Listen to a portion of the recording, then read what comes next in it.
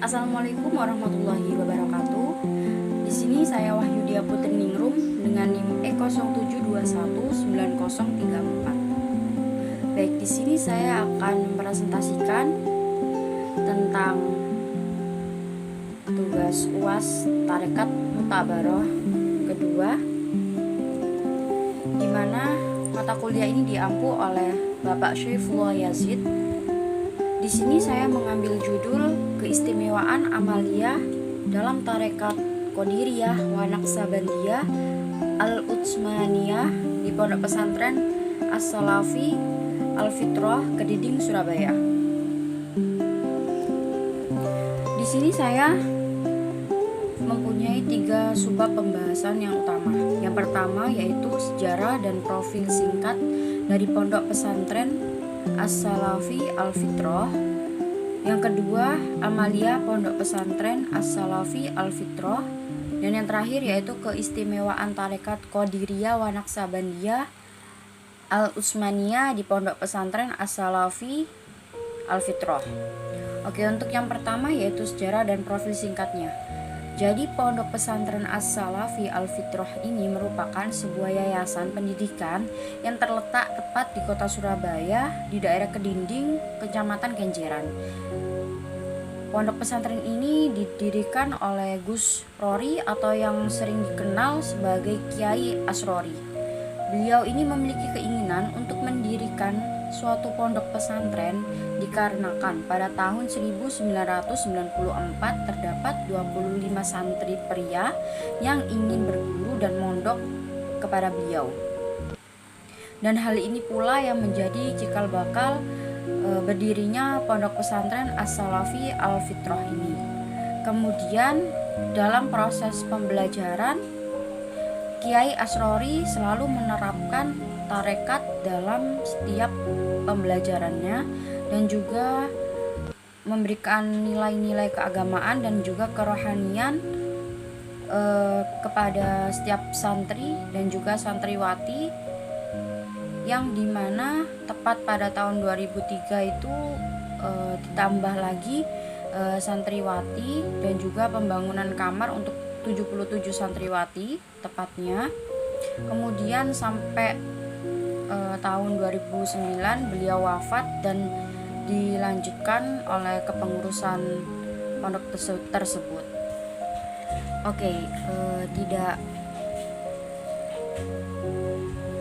menutup kemungkinan kandasnya pondok pesantren ini bukan malah jatuh, melainkan semakin bangkit dan juga berkembang. Di mana di sini untuk subbab keduanya yaitu kita akan membahas amaliyah Pondok Pesantren As-Salafi Al-Fitrah, di mana dalam amaliyah ini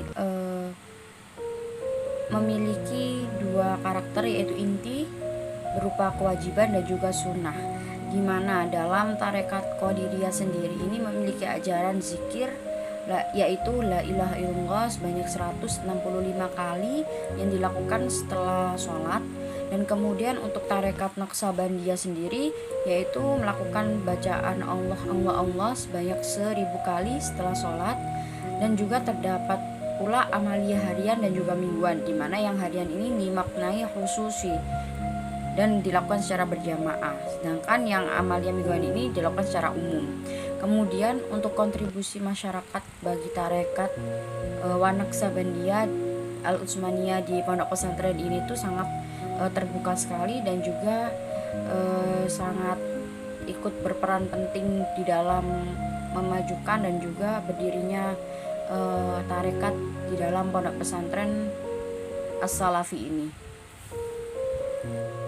Untuk subbab yang terakhir yaitu keistimewaan tarekat Qadiriyah wa Naqsabandiyah Al-Utsmaniyah ini, di mana Kiai Ansori dalam memodifikasi amaliyah dalam tarekat tersebut yaitu melakukan modifikasi dalam ritual zikir yang membuat banyak masyarakat menjadi nyaman.